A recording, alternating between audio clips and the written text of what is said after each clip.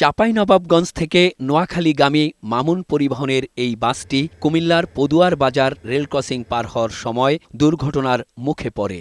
Gateman না থাকায় খোলা রেল ক্রসিংয়ে ঢাকাগামী ট্রেন বাসটিকে প্রায় ১ কিলোমিটার টেনে নিয়ে যায়। এতে দুমড়ে মুচড়ে যাওয়া বাসের ৩ যাত্রী ঘটনাস্থলেই মারা যান। আহত আরও ১৫ জনকে কুমিল্লা মেডিকেল কলেজ হাসপাতালে নিলে ৯ জনকে মৃত ঘোষণা করেন চিকিৎসক। উদ্ধার কাজে অংশ নেয় সেনাবাহিনী, পুলিশ, ফায়ার সার্ভিস ও রেড ক্রিসেন্টের সদস্যরা। আখাউড়া থেকে উদ্ধারকারী ট্রেন গিয়ে বাসটিকে সরিয়ে নিলে ৮ ঘণ্টা পর রেল যোগাযোগ আবার স্বাভাবিক হয়। এ ঘটনায় রেলওয়ে দুটি ও কুমিল্লা জেলা প্রশাসন একটি তদন্ত কমিটি গঠন করে। তাদের তদন্ত কমিটি গঠন করেছে প্রশাসনের পক্ষ থেকে।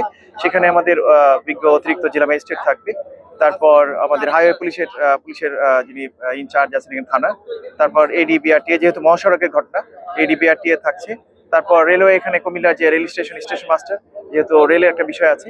আমি ৫ সদস্য বিশিষ্ট কমিটি এটি গঠন করে দিয়েছি। দুর্ঘটনাস্থল পরিদর্শন করে নিহতদের পরিবারকে ১ লাখ টাকা করে আর্থিক সহায়তা ঘোষণা দেন রেল প্রতিমন্ত্রী হাবিবুর রশিদ। তদন্ত রিপোর্ট সেটা আলুর মোড় দেখবে এবং সেটি ব্যবস্থা গ্রহণ করা হবে। গার্ড যে ২ জন ছিল তাদেরকে আমরা বরখাস্ত, আর এছাড়া স্টেশন মাস্টার যিনি আছেন তারও গাফিলতি আছে কিনা সে ব্যাপারেও আমরা তাকে এই ঘটনায় দায়ী করে আমরা করছি। এর আগে ঘটনাস্থল পরিদর্শন করেন কৃষি, খাদ্য ও প্রাণী সম্পদ মন্ত্রী আমিনুর রশিদ ইয়াসিন।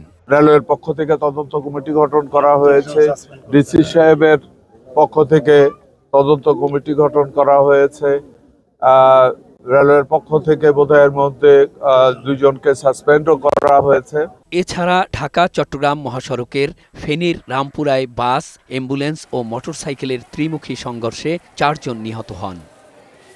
হবিগঞ্জের মাধবপুরে বাস পিকআপ ভ্যানের সংঘর্ষে প্রাণ হারান এক নারীসহ ৪ জন। আর কিশোরগঞ্জের কুলিয়ারচরে মোটরসাইকেল ও পিকআপ ভ্যানের সংঘর্ষে মোটরসাইকেলের ২ আরোহী নিহত হন। বান্দরবানে পর্যটকবাহী বাস নিয়ন্ত্রণ হারিয়ে খাদে পড়ে আহত হন ৩০ যাত্রী। মেহেদী আজাদ মাসুম, বৈশাখী সংবাদ।